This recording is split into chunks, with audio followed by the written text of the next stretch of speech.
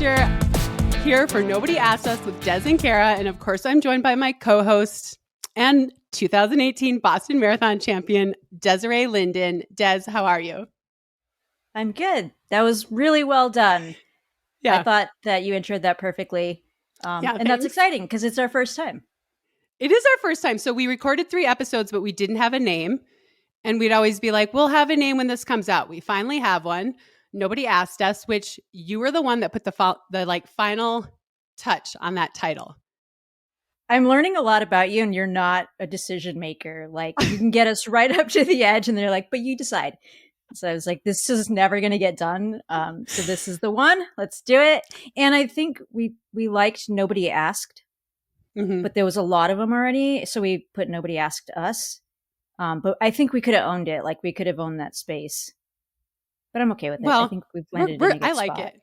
Yeah. But I have to say, we asked on Twitter for ideas, and you guys really wanted to combine our names. It's true. There's a lot of ideas. There's a secret laughter back there. Yeah, I know. We have a really special guest. Okay, let's just get through this intro. So thanks for all the suggestions, but this is Nobody Asked Us with Des and Kara. Also, I think that we just want to take a quick moment to thank everyone for listening over the last week, because we were a little overwhelmed by the response to the podcast, and it was a lot more than we could have hoped for. 100%. And I want to ask you this, but I think it's going to be better for the next episode, which sounds like Dr. Dre. But I'm going to tease it so you can think about that. When you saw the numbers of the downloads, did you get a little bit nervous? Yes. Just chew on that for a bit. We'll dig into that. Yeah. Later. Yeah. So basically, they were great. They were great. Yeah. And just to say, like, you guys listened, so thanks. This was kind of something that we thought we'd just try and see what happened. And so we were overwhelmed, but really appreciated all of the response. And so now, like, we're going to try to do it every other week, every other Tuesday, and keep talking about stuff you guys want us to talk about. But today we're doing something different that we haven't done yet. And we've never done this. Obviously, it's only our 4th podcast, but we have a guest today that's joining us. And so we're excited. We think, like, when something's relevant, when there's someone we want to talk to, we're going to have a guest on. So that's what we're doing today. So I'm going to tell you a tiny bit about our guest, and everyone's going to know who it is. But our guest today is a 4-time individual NCAA champion, 3 of those in the 5,000 meters. She is a 2-time USA champion, outdoor track and field champion, also in the 5,000. She placed 7th at the World Championships in the 5,000 meters in 2011, which is really, really hard to do. And last but not least, she is a New York Times bestselling author. Her book, Good for a Girl, came out last week and blew up the charts. So welcome, Lauren Fleshman, to the podcast. Thank you for having me. I wrote a whole book when nobody asked me. So I love this idea. Sometimes, especially as women, we just gotta, give people what they don't ask for. Grab the bull by the horns. Well, we both have books coming out as well. Dez's book, Choosing to Run, comes out April 4th, and The Longest Race, my book, comes out March 14th. So what we kind of wanted to dive into your book, but before we dive into your book, we wanted to ask you, like, what were those last couple of weeks like right before pub date? What were the emotions? What were the fears? And then kind of walk us through that up until now, because you've kind of been on a whirlwind since it came out. Oh, yeah. I think I had convinced myself that because the book took so long and it was so hard, and eventually you lose all your objectivity. It's just like, I don't even know if this is a good story, if it's interesting, if it's relevant anymore or whatever, and you're not the judge of it anymore, really. And then I had people read it and they would say really nice things, like early readers, but I had this thing I would do, it like, well, in my head, you're just saying that because you're my friend, or you're just saying that because you're my agent or whatever, you're my spouse, like, we're too far down the road now, nothing can change, so you're just telling me this. And it didn't really hit me until it made the bestseller list. And then like a lot of people were reading it and reading it very quickly and writing directly to me. And so I was getting all this feedback from strangers and telling me stories about their life that it related to, or that it made them rethink.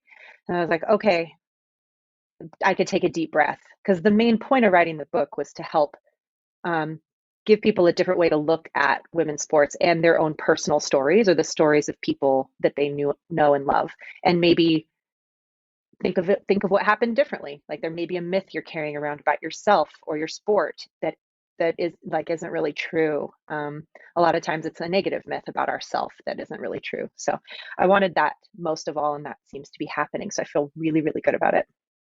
But that night before, the Oh night God. before it hit, what, like, could you sleep? Were you excited, nervous, both, everything? What did that feel like? I think that I was pretty numb the week leading up. I had so many feelings that I was doing like that disassociating thing. My family would be talking to me and I'd be like, "What? What did you say?" Like I couldn't hear things. Um, I felt like I was forgetful, just clearly not in my body. And I think that was probably a coping strategy from just being so anxious and nervous about it being read by people. And then once it's read, then those early stages, and it's like, oh God, people are reading it. Like, kind of reminds me of when you were like, when you saw the numbers of people listening, you're like, it's like great, but also, oh God, people are listening. How is it now that your story's out there and people probably interact with you in such a different way? Do you feel that like they know so much about you now and it's a very vulnerable place to be? How are you managing that and how does that feel on the other side of having it in the world? I think that most of the torture around it was in the lead up. Yeah. That vulnerability, the fear around the vulnerability. It's so strange in a book because you've committed to putting it on the page, so you know it's going to be out there, but then there's a huge period of time where it's not out there, but you know it will be, and you're not like lived in the lived reality. Whereas if you're giving a talk and you've prepared the talk, the moment you deliver it is the moment people hear it. So you just don't have to sit in that awkward space for as long. Are you feeling awkward right now? Are you feeling nervous? You go first, Yes. Kara. That's a real question. I am very nervous. It's been like good to watch you kind of go through it. And I think that we talked about this a little bit in August. Like when you're telling your story, it's just inevitable that other people come into it, and then there's like a fear of hurting someone or so I think like that's the stuff that I'm like super worried about, but also just like sharing some really, really personal things that really only my family knows. Hmm. And, like at the time it seemed like, yeah, I have to share this or people won't get who I am. But then now I'm like, did I have to say all that stuff? So yeah, there's just like a lot. There's a lot of nerves. And Des just sent out her book for people. So I'm curious to hear how she's feeling right now. Yeah, it's super tense. It's like mine is very personal as well. There's a lot of behind the scenes stuff. I mean, everyone knows about the Boston win and you see breaking the tape, but the stories leading up to that were just highs and lows that people don't know about. So it's a lot. I'm nervous. I think right now it's all with like media, like running press folks. So they're like the first glimpse, but I don't do reviews. Like I don't read them. I don't care about them. But I think when it's with like fans or maybe people who are getting to know you and this is their first touch point, that will be fascinating to me. I think that's a little bit more intense. Like make judgments, form opinions. Media, I can handle reviews and I just don't read them. But when you're, face to face or you're, signing a book, those moments I think will be much more personal, whether it's in a good way or a bad way. I think people have new opinions. So we'll I see. think that I've noticed that the vulnerability inspires vulnerability. People feel the inequity of how much they know about you versus you know about them. And a lot of people feel compelled to share something like as part of the exchange, or they feel safe sharing because you've shared. And I think that helps me feel better. I'm like, thank you for Yeah. that little slice into what happened to you or what you're thinking about or feeling. I'm What's been sure the that'll most happen to you guys as well. what's been the most like surprising aspect of the last week? I mean, I can only imagine it's been on a whirlwind. Like every single podcaster that I follow has interviewed you. Every publication that I read has interviewed you. Like we said, you hit the New York Times bestseller list. Like what has been the thing that you just couldn't have imagined in this process? I think being a woman writing a book about running, I just did not think it would make the bestseller list. I've followed those as a writer before and looked at things, and it just didn't seem like a place that I would land. So that's probably it. And then the thing that's been the most surprising on a personal level, like interaction wise, is how many people write to me who say, I thought I imagined it. For so many years, I thought I imagined it. And that it gives me chills thinking about it because, yeah, like if you aren't talking about the things that are going on, those undercurrents of things happening on your team or in yourself, you get enough distance away from it. There's healing from putting it behind you, but it's still in there somewhere like that. If you're not trusting yourself and you're wondering if you made it up somehow, it wasn't as bad as you thought or whatever, that I think that can be really corrosive to be living with that inside of you. Yeah. That really makes me think about my book too. Hmm. It's like you're sharing the experience that you lived. And it's not even that you want approval from it, but you want people to like believe it. So Yeah. having to Right. share stories that feel like scary like that, or like with time, there's so many things that I look back on that I'm like, that wasn't that big of a deal. But then reliving it through the book, I'm like, oh no, that was actually a really big deal. Like for Hmm. myself, and I know you've talked about this on other podcasts, but I'd love for you to touch on it here. Writing my book put me back in therapy, not in a bad way, but it was just like really opening up like boxes that I had like tucked away forever. And it really caught me off guard of how much it affected me. And tell us a little bit about that process for you, reliving things that are uncomfortable to relive. Well, I think the best example to talk about is probably my dad because he died in 2015, and um, as part of my grief and dealing with the loss of this important person in my life, I did the best I could to make a story about him that I could like box up and put away so I could carry on with my life. But that doesn't mean that the story was the accurate story. And so it really took me by surprise which scenes I felt like I had to write about my childhood that I couldn't let go of. I'm like, why is it so important for me to tell this story about getting thrown by my arm from the dining room table to the couch? Like I wasn't thrown against a wall. I was thrown on a couch. I didn't have any lasting injuries. It didn't happen multiple times in my life, but it's razor sharp in my mind. I can go right back to like the texture of the couch that I landed on when my face hit it. Like I know, and I'm like, there's a reason why this story is living in my body and it needs to come out of my body. And then I would write about it and it would put me in a state of shaking when I was done. I'd have to go for a walk or go for a run and be really surprised by how many of those memories, like significantly less traumatizing ones, just a conversation with my dad, that I put the dialogue in there. It takes me back to that place of how much I needed his approval and how much I was looking to him to let so that I would know I was loved instead of just like knowing I was loved inherently, that I needed him to show me repeatedly that I was loved. And so writing those things, I'd need to talk to my therapist. I needed to move my body. And I thought by the time I was reading the Audible, I'd be like, this is cool. I got it. I got this. And then no, it would be the same thing. Like my voice would catch and my pits would sweat. And I would just be like, oh, okay. Oh, okay. Getting this out one more time. Um, and I think that's one of the gifts of writing a book is that it did get a little bit better each time. It was still happening, but it's affirming that the story needed to be told. If it's having a body reaction like that, it's probably liberating for the reader. Like what do they say? There's no such thing as one-way liberation. So when you can share, then someone else can be liberated or freed in some way too from feeling alone in their experience or their feelings. That's happened to me as a reader. So that pushed me to want to deliver that as a writer as well. Des, the audiobook process, like Lauren was just talking about, how was that for you? I feel like you know the answer to this, but it was one of the worst things I've ever done. I hated it. Like it made me so uncomfortable because I read quite a bit and it's like always internally. And then I went to do it out loud and there's people in your ear. And I was like, oh, I actually don't know how to read. I might have a speech impediment and I could be dyslexic. Like I just was like, I cannot do these lines verbatim. So did not enjoy the process, but I got through it.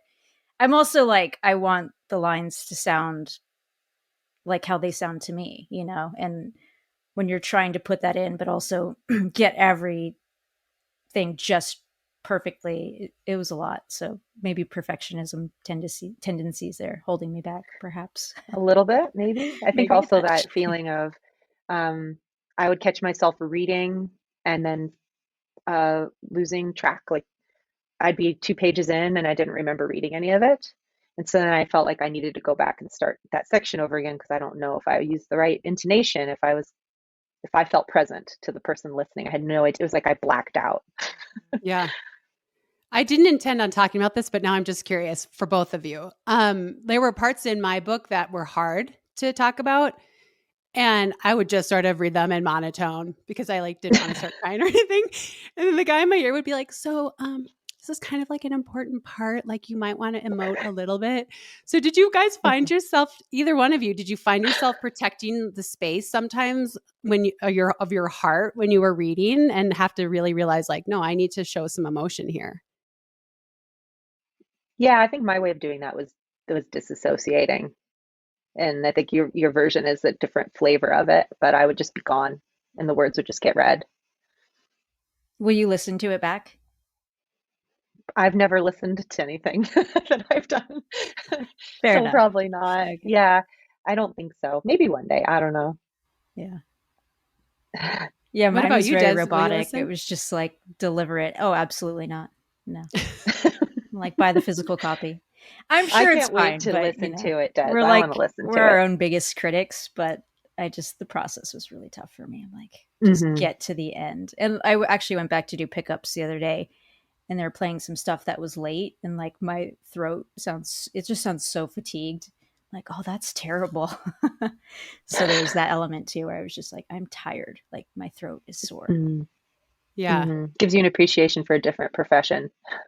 Yeah, for sure. I can't imagine staring at, like, I don't know what you guys read, but I read an iPad and just sitting there for hours staring. And finally I'd be like, my eyes hurt. I have to go home. Like I have to go home and take some Tylenol. But it's tough. And maybe it's more intense when it's your own story and your own words. Yeah, But in general, it's a tough job, I would think. yeah, I think so too. Okay, well, let's dive into the book. And I think there's so much we could talk about. We could be talking for days, but there's a few things that I really want to talk about. And one of them, and this is not to have an argument, but I would really like to talk about your recruiting visit to CU because it had an impact on you, so much so that you wrote about it. And as I was saying earlier, like when you're and we like I said we discussed this in the car, when you're talking about things that you've experienced and lived through, like it's inevitable that other people are going to be in it. And um it's so funny because some of my teammates are like, you need to ask her about that. So let's talk about, like, I think it's a good chance for us to talk about how not all experience is the same. Like there's people on Yeah. this team that all have totally different experiences. So I just thought this could be kind of a cool way of us talking about that. But I did want to start with saying I loved how you connected with Mark. Mark Wetmore was the coach at Colorado. He still is. And you described him so perfectly. You were saying he was kind of quirky. You were like, he's kind of nerdy. Like he's up my alley. Like you said that he was like, I can't remember, but like maybe like he was even a kindred spirit to you. Yeah, So yeah, yeah. I definitely connected with Mark right away. I think that also my experience, I felt like an undercurrent of unease on the women's team. And that was hard for me. I'm a very sensitive, like emotional person. Like my antennas are always up and I'm like my friend calls an uninsulated wire sometimes. So that means sometimes I pick up on things that aren't necessarily there, and sometimes I pick up on things that are there. Most of the time, there's something to it. And when I read the article that came out about the Colorado team and was it Runner's World or something, there was an element of that I was like, okay, this feels affirming to at least some undercurrent of what I was picking up on. But when you're in an environment for 48 hours and you're staying in a hotel and you only get a few moments to connect with individuals, you may catch people in a tense moment. You may catch people, like, it's not necessarily indicative of everything, but that's how recruits make their decisions. I think that was one of the main things for the takeaway for the scene that I wrote about Colorado and having dinner with the women's team and feeling like I feel like there's unease around food here. And I don't know that I can keep a steady like hold on my relationship with food here. Like I was acknowledging that I knew that I was going to need more people that seemed really grounded in food and body for me to hold on to it because the forces are so strong and that we influence each other. Like we look to Mm-hmm. each other at that age for how to eat, what to do, you know, what to weigh, what body fat to have if that's being tested and shared among a team, because we aren't being given like a formal infrastructure of scaffolding around the female bodied athlete experience. So we're looking to each other for these answers and we don't know what we're doing. We're like 18 to 21-year-old people who know some things and also don't know other things. And we're social creatures. So we just deeply influence each other's behaviors. And the higher the stakes, the more likely some of those behaviors are not going to be like necessarily healthy. But they were present in all the places I went, including where I ended up going, which is Stanford. What Did was I it like meet? to read about the experience in a way that where you were like, that doesn't necessarily resonate with how I saw my Yeah. team? Yeah. I'm not going to lie and say that there were no eating disorders at Colorado. And I would be the biggest liar because I had my own issues while I was there. It wasn't coming from anyone in authority. It was watching, honestly, it was like kind of watching the NCAA. And I don't want to name names because I would never want to shame anyone that had an eating disorder, but watching people who won, the messaging was like I took that in. I wanted to win. I was very driven. And also I had experienced that in high school. I had a teammate who was hospitalized in high school. And my senior year, when I went to the Foot Locker Regional, I actually didn't recognize some of my friends from the years before. And this is so funny, but I wrote a letter. Do you remember the Harrier magazine? Mm-hmm. Yeah, it was like a monthly, like, here's what's happening in the high school scene. I wrote a letter saying I was like really nervous about how thin everyone was getting. And he printed it as a letter to the editor. I didn't have any solutions or anything. I was just like, so I feel like I came into college with already an awareness of what could happen. I definitely started to have some issues. I think what's important for me to just say out loud, I feel like, is that Mark was worried and like pulled me aside and checked in multiple times. Like, this, I'm worried about you. I'm worried you're taking this too far. I'm worried, like, how can I help you? And so Mm-hmm. I feel like, I guess I think when I read it, I was like, yeah, I mean, we had issues. We did. But I do think the sport kind of has that culture. And especially back in the 90s, it was just we didn't talk about things. And this has been one of my hangups is that I'm not ashamed that I had issues with food. What I don't like is that it feels like it's shameful to talk about that sometimes. Yeah. You know Yeah. what I mean? Like, It's like the moral failing or something. It's like there's right. still like a stigma around it. That was one of Yeah. my hopes for the book was to normalize that the fact that this experience is very ubiquitous. It doesn't mean that we should settle for continuing to have that be so ubiquitous, but it is there. It's everywhere. And like the other thing was that I think just like how quickly things can turn. I mean, we talk about how this was in the 90s and early 2000s, but surely if you guys have been following NCAA, there'll be years where a whole team is just killing it and they all look way different than they did a year or two earlier. Right. And that has continued to the point where you're like, how can this be happening? Like a person could have gone on a recruiting trip there 5 years earlier and not felt any of that energy there. And then 5 years later it's there and coaches are just winging it. They don't have the support they need to be able to adequately support the athletes. So they are just like having pull aside conversations most of the time. I'm worried about you, but like, are they required to understand eating disorders?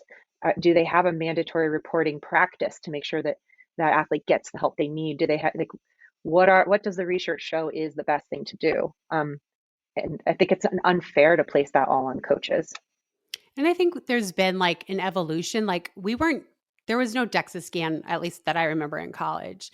And then they were all the rage. And then it was like, well, like I would like one when I was an elite athlete because I like to have that information, but not everybody wants that information. So, well, now it's optional. I just feel like we're always still continuing to learn. But I think, like your book, it's really important to have these conversations and get it out there, because I feel like doing away with DEXA scans is great, but is not going to change the culture, because it's just within and it's what we see. Yeah. And so I do feel like it takes like these really larger, harder conversations.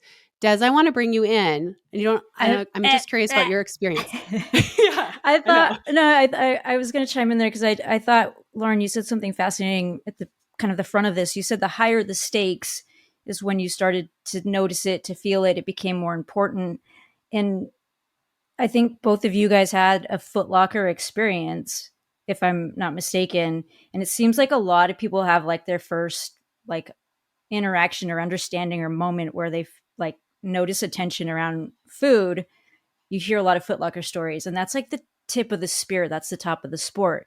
And I was recommending, Lauren, your book to my coach, Walt Drenth, who coached at Michigan State, since retired. I was like, it's great. She does an awesome job talking about this stuff. And he said, what's really fascinating is the Stanford culture. Like, that you walk into the offices and there's just trophies everywhere.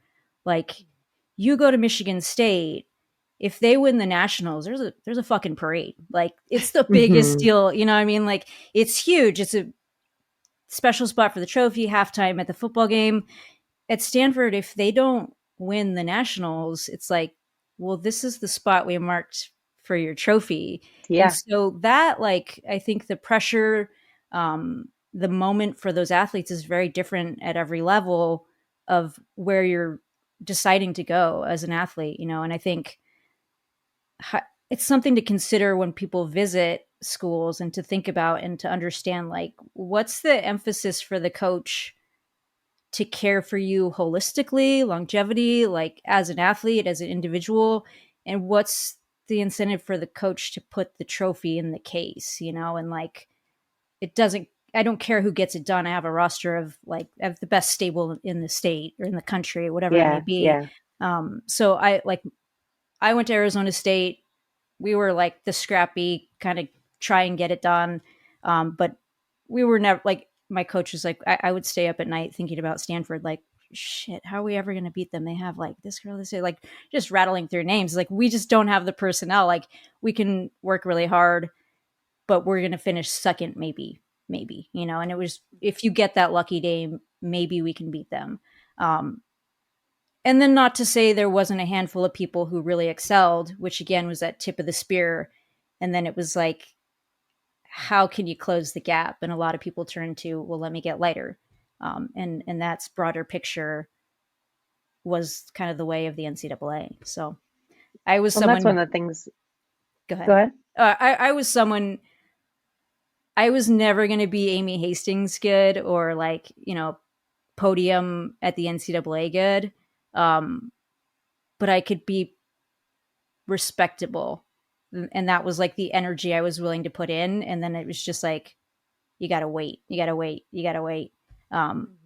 But I also didn't take it that seriously. Like, I took summers off and, you know, like, did a lot of stuff I shouldn't have. So I wasn't tip of the spear good. Maybe that's how you made it to the tip of the spear, Does.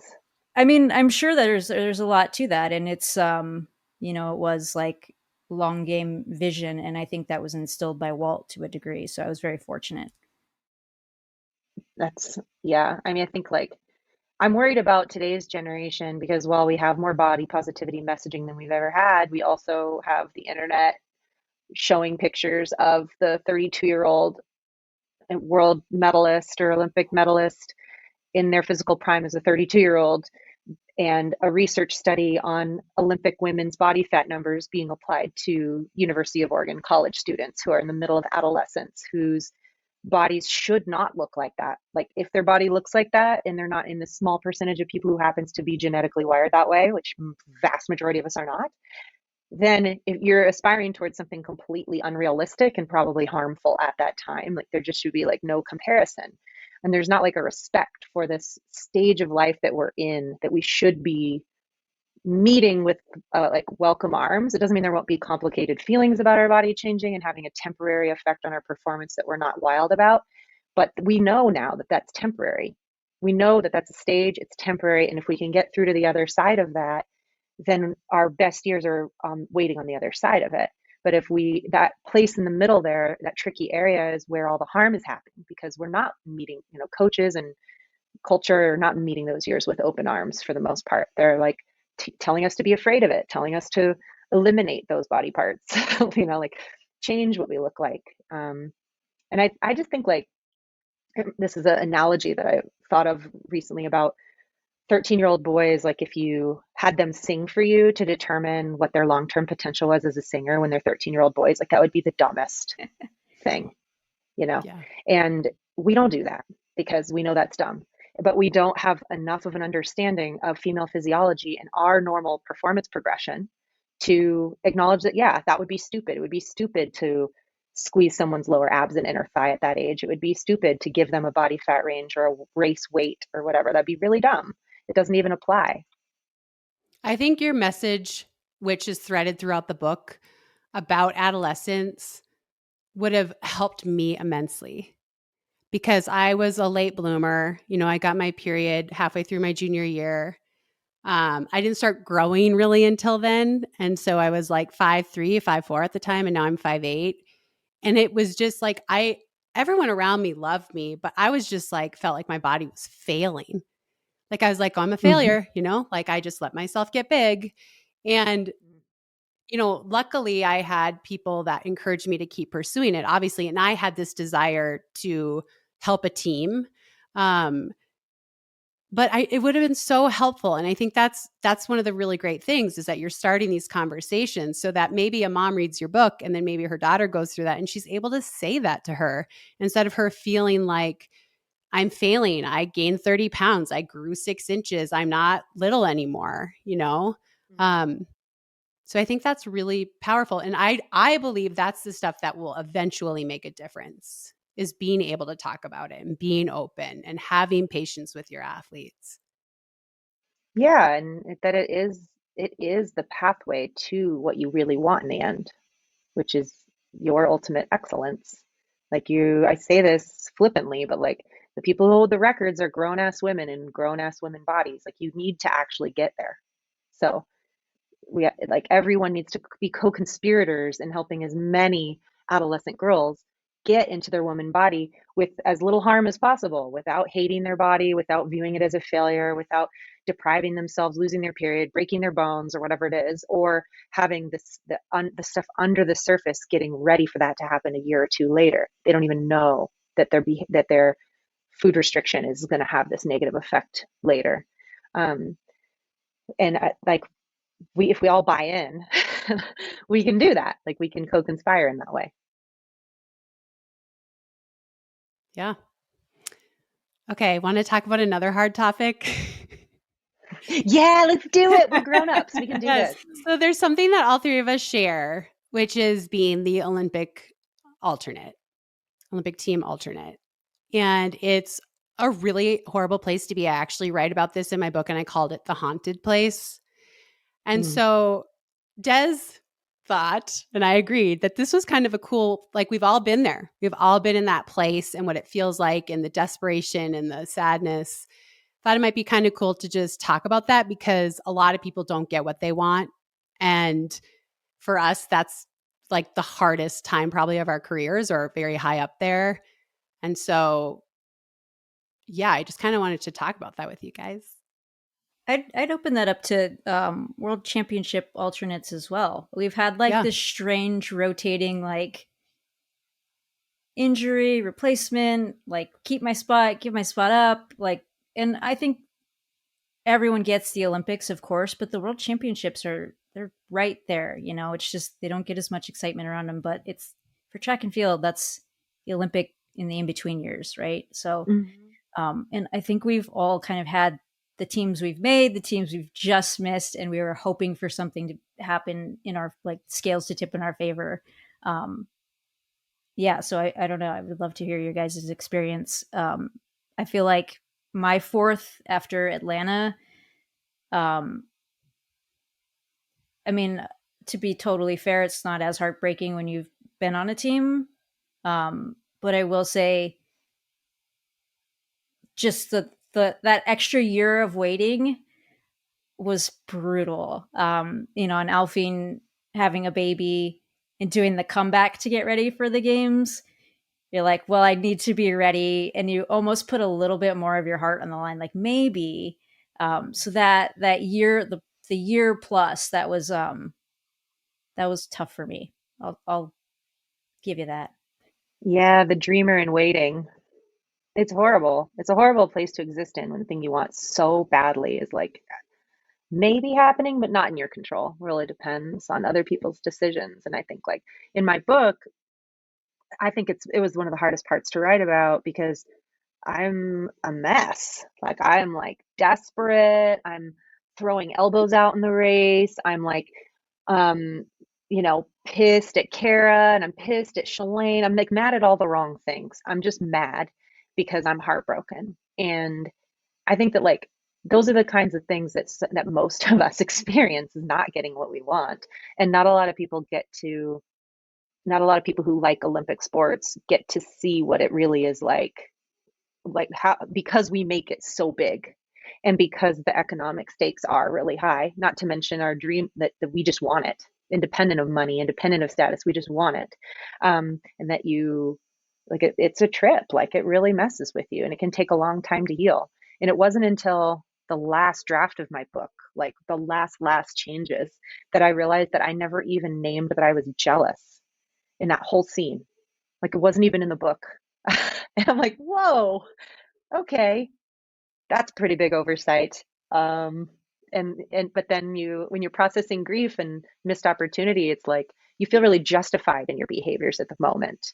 And it's not Well, until also, later when you're you're just reflecting back. surviving, right? You're Yeah. surviving. It's like I have so much empathy for you and for Des. And even Des, I don't even know if you know this or not, but I was injured in 2011 and you were going to get to go if I didn't go. And I didn't want to go, but I had already faced a pretty serious suspension and I was told I would be reduced and I financially couldn't afford it. So I had just had to go and run on this femoral stress fracture. But in 2016, like the thing that got me out of bed, the thing that got me through a lot of really crappy times in my private life was I'm going to make this team. Colt's going to remember it. And then I get to ride off into the sunset.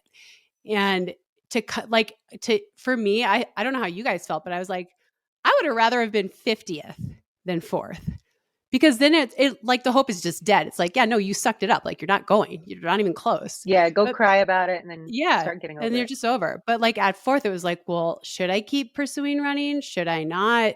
Um, and for me, it led to like a year and a half of like really like mental crap. A lot of just down times and like wondering what my worth was and do I have any value and just being really depressed. It took so long. And Des, when you said that extra year because of COVID delaying the Olympics, that hit me because I can't imagine. At least I got, 6 months later, I was on a stationary bike and thank God you guys went and ran the marathon. It was over. I could finally start to be like, okay, I'm not going. I'm obviously not there. But I you had a had, moment like that too. yeah, it's like finally it's over, right? Like even though it still hurts, it's done now, but you had to wait an extra year for that to happen. Wow. I feel like people need to understand the processing. And I know you wrote about this a little bit, Lauren, but like the processing for the team is really like I had the saddest Olympic credential sent to me. It's like Tokyo 2020 alternate athlete. And like you don't get it like stamped into the credential unless you go to Tokyo and then they cross it Oh, alternate. But like the processing itself, do you guys want to describe it? Because I think it's fascinating. And I think like people don't understand how close you get to touching what it would be like to go. yeah, do it, Des. Tell us. I was teeing it up for you, but Oh. Well, I want to hear what it's like for you. that's the thing is I didn't actually do processing in 2020 because they were Oh, like, okay. you'll go to Eugene and like, I'm like, Oh, oh I my God, a see. separate trip. Are you kidding me? But what they do is they have you go in and, the whole thing with the Olympics is like the kit, right? Like it's the fashion show of the summer and you try on every single piece of gear, like all the casual clothes, all the Ralph Lauren, all the whatever the sponsor is, the Nike kit you're going to get. You try every single piece on, you put down your size, they fit you.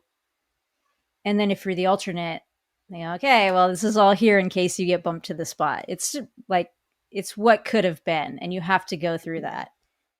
Yeah, it was brutal. And then you even have to go through answering all the questions on the media form. Like, oh, well, when the media talks about you, answer these questions like, where'd you grow up? And what do you want people to know? And, it's like when you have a big dream like the Olympics, part of the visualization process is what will it, I need to visualize what it'll feel like to accomplish my goal. So I had envisioned doing team processing as part of my visualization process. And then I was like, it just made this thing like, what is going on here? Because now I'm doing this part, but I'm definitely like, I'm not going. And that put me into the state of desperation where I was like, I'm going to ask Kara Shalane to not do it because this just hurts too much. I can't bear this uncomfortable feeling. I feel like I need to grasp for anything I could maybe change. Like I want to change the past. Right. And you can't. It's so hard. That's how I felt. I would lay in bed and think, I know I slowed down those last 2 miles because I was feeling sorry for myself. But what if I hadn't? What if I had gone with Des? What if I had just risked it? Like knowing that I wasn't going to beat her, but maybe I would catch someone else. But I didn't. In the moment, I was like crying and I wanted to drop out Mhm. so bad. I remember Adam being like, don't drop out, like keep going, finish this up. But it was like, as soon as I crossed that line, like I could start crying right now. It's over.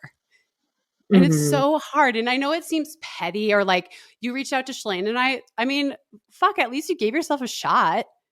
It's so hard Yeah. and you can't judge what anyone does in those periods because it's like, I don't know, it's so hard. You've just thought about it for so long, dreamt about it for so long, sacrificed for so long. And then you're like, oh, almost.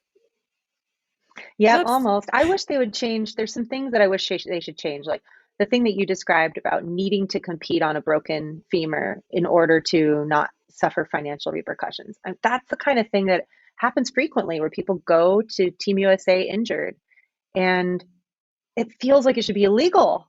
Like, I'm not criticizing anyone who does it because I understand why. I understand why it's done. You're up against a spot. You have to do it. You don't have a choice. But we should be making it so people have a choice, so that it's not. So you're not having to do that to yourself, or not send the team that's healthy. Like there should be some sort of re- opposite reward. Actually, like, hey, don't feel totally ready to kick ass. Here's 50 grand to stay home. I mean, There I don't needs to know. be some form of like insurance policy, really. Like the last Mm, thing you want is your athletes making the team and being like, cool, now I'll sandbag it because I don't want to get hurt.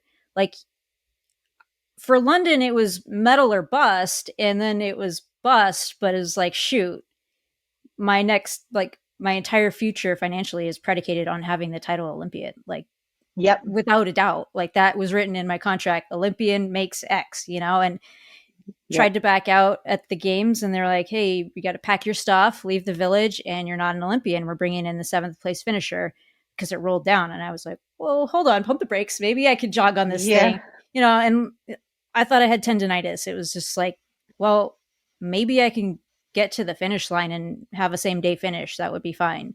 Um, Hmm. but Hmm. you don't want people in preparation being afraid of crossing the threshold. You want people to train their asses off and like be completely ready. But if you're afraid of what you might lose, you're going to bring it 3 steps back. And I feel like I flirted with that line in Rio, having a second chance. And maybe I could have got a little bit more out of myself, maybe.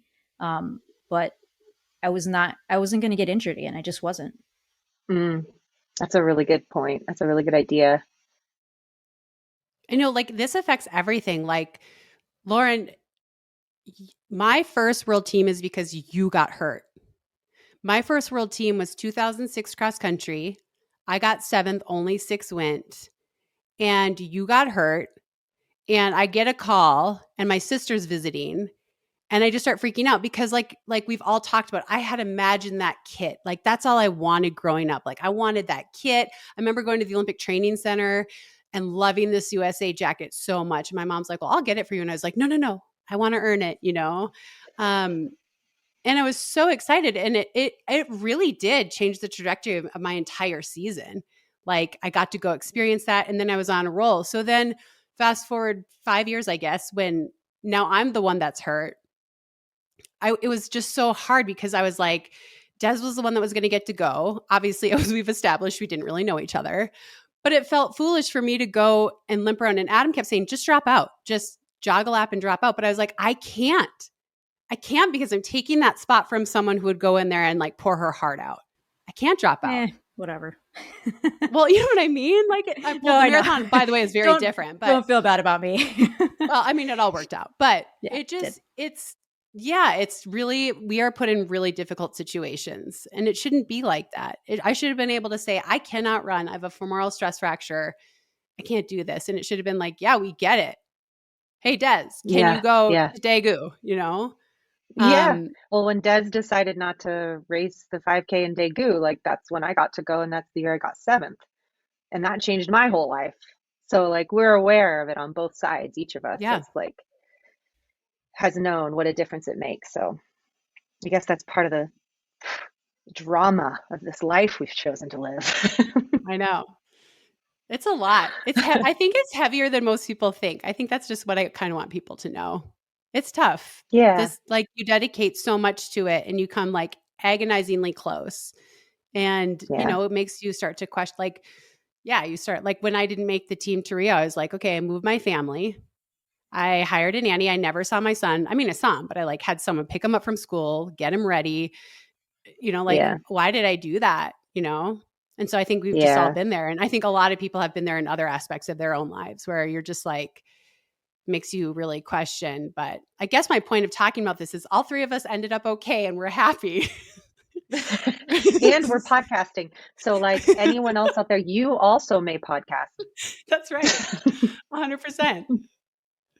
I love it. Well, you did talk about the kit, and I think I'm going to drive this thing forward to the last topic of conversation because I'm a big fan of this one.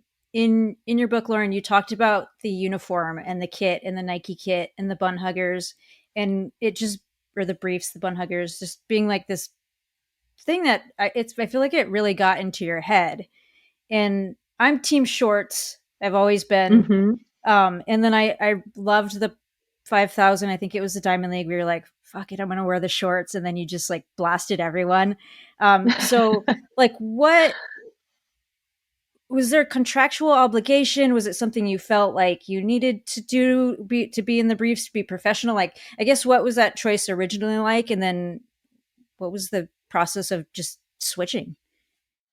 I think that one thing I've learned from following your career is you've done a much better job for a much longer period of your life of not giving a fuck about other people's opinions. It's true. And so that just took me a little longer to get there. But I think that for me, I had really bought into that idea that like, this is what the elite kit looks like. I don't know if it was imprinted on me from the 96 Olympics, watching Susie Favor, watching Zola, like whatever. I don't even remember what they were wearing now, but it was the symbol of professionalism. And even maybe an awareness that being sexualized was also a symbol of professionalism, that you would be not only good, but like desired somehow. And so, but then that came with a cost. It was like, okay, now I'm worried about what my butt looks like in these things. And it makes me hyper aware of any weight changes or body changes or bloating. Like I'm paying way more attention to it because it's going to be on display. And meanwhile, the dudes would just be putting on their jersey and their loose shorts and just like, they're not thinking about it. They would definitely be thinking about it if they were shirtless. They would be thinking about their body hair. They'd be thinking about all these things, but put the thing over it. It's not on your radar. And so then I started to kind of question it. I was like, okay, well, this is clearly has a toll. And then I actually get to make this choice. Because there were a few times I wore shorts over my career, and it was usually when I was feeling heavier. And it was I don't want to wear the briefs right now. But the story was always like, by the end of the season, I'll be in the briefs. That was kind of the ultimate, like another symbol that I'd somehow made it to like fitness, which is just so fucking stupid, honestly. Like what, like a number on a scale or what outfit you're wearing means you've made it. Like it's your workouts, it's your races, it's your performances. This is professional sport. But these kind of uniform rules in our case, like I was legally allowed to wear shorts. But then there are still sports right now where the rule books require in those sports tight fitting minimalistic uniforms that differ from the male side in a way directly related to skin exposure and objectification. Zero That's why function. those rules are there. Right. Yeah. It's like, Non-functional. no. For both of you, was the first time you had to wear buns in college? Yes. Yeah. Were you a high schooler? I'm always No. like blown away when high schoolers are like rocking the No, swimsuit. I was a high schooler with tights on and then Umbro shorts over the tights. Yeah. So college was like, it was a shock to my system. And I was so self-conscious. And I really related to a lot of what Lauren said in there. I remember finally telling one of the older girls on the team that I felt uncomfortable in buns. And she's like, well, let's see if we can get shorts. And Mark got us shorts for the NCAA championships. But then we never wore them again. You know, kind of like what Lauren was saying. It felt like, well, okay, that was one time where I got to wear shorts, but like if I'm really going to be good, I need to wear the buns. And I don't know why. Yeah. I thought it was also like a tell, almost like a poker tell, or if I'm wearing the shorts, someone's going to know I'm not confident in my body. And like, I don't want anybody having that information about me because I wasn't like an always team shorts person. So I was dipping in and out. And then like, okay, no, I just need to plow ahead with the buns. Let them all think I'm confident. I love it because it sounds so crazy, but I can relate to that so freaking Yeah, exactly. much. It's like even the boy short, which was like a tiny bit more fabric, like that's like literally like just like maybe an inch on the side more. That's what I'd wear when I was feeling heavier. Like Yeah. what? Like, yeah, it's so relatable. Des, I actually have to know how you felt when you had the first time you put on buttons. Were you like, okay? Or were you like, what the hell is this? I remember looking at the college, like the booklets, the recruiting booklets, and being like, oh my God, this is going to be the worst. Like, this is just not me, you know? And even split shorts, I was like, these are so short and they flap so much. Like, this is super uncomfortable. So I didn't love it. And then I think I did wear them freshman, sophomore, maybe even my junior year of college. It was just like, whatever, this is what we wear.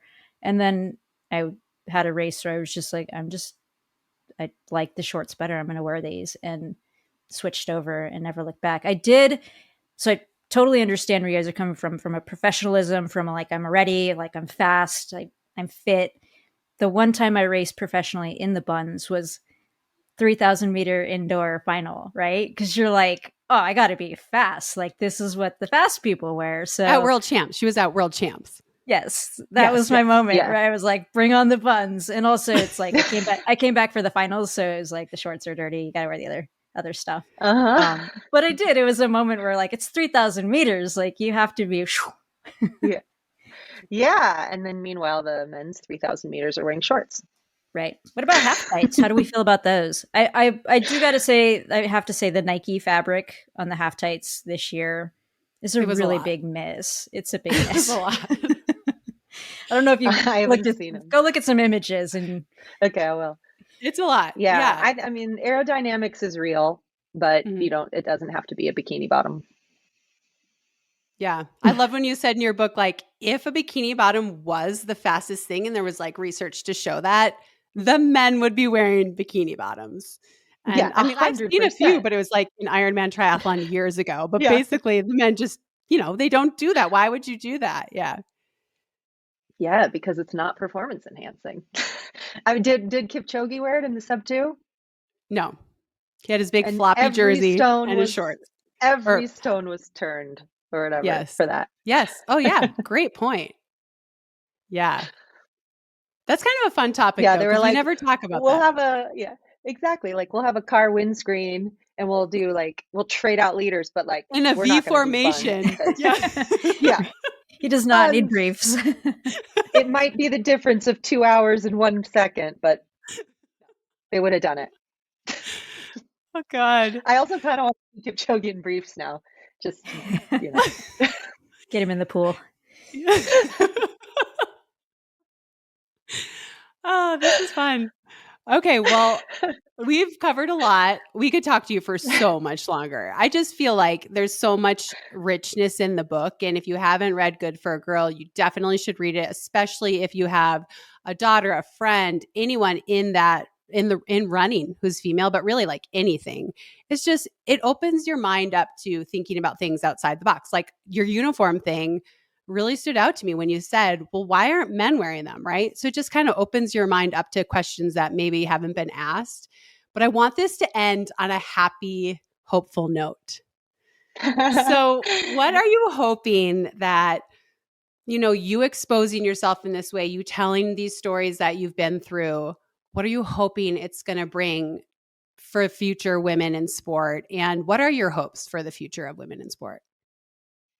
Well, I think talking about these things has brought us a lot of laughs, as well as cringes, as well as pain, right? Like those things all exist in the same space. And so I don't find these topics to be depressing. I find them to be like enlightening and unearthing and stuff like that. And the laughter that we've had is evidence of that. And just that all of us look a little bit or sound a little bit nuts to anybody listening. Like, let's just be honest, because we just spent a lot of time talking about some of these things that may seem small or have been taken for granted, but they're actually deeply meaningful. And that's what a lot of the things in the book were meant to do. I wanted to find all the things we take for granted that we just continue doing without question, we assume. And let's really look at this though. Like why do we do it that way? And what would happen if we did it differently? And what is the actual effect of doing it that way? And so I think but once you've changed your mind, change is possible on a bigger scale. So like read the book, change your mind, change a life, maybe yours. That's my takeaway. It's awesome. Thanks so much, Love it. Lauren. This has been so fun. Thank Our first you. guest was such a I'm superstar. We honored. appreciate you joining us in our very unprofessional setup, but we really, really appreciate you talking to us. I love it. Yeah, and I love it. I'll be tuning in to many, many more episodes. Not this one, because I don't listen to myself talk, but I'll be listening to all the other ones. Excellent. Thank you so much. And congratulations again on the book. Thank you. Can't wait for yours.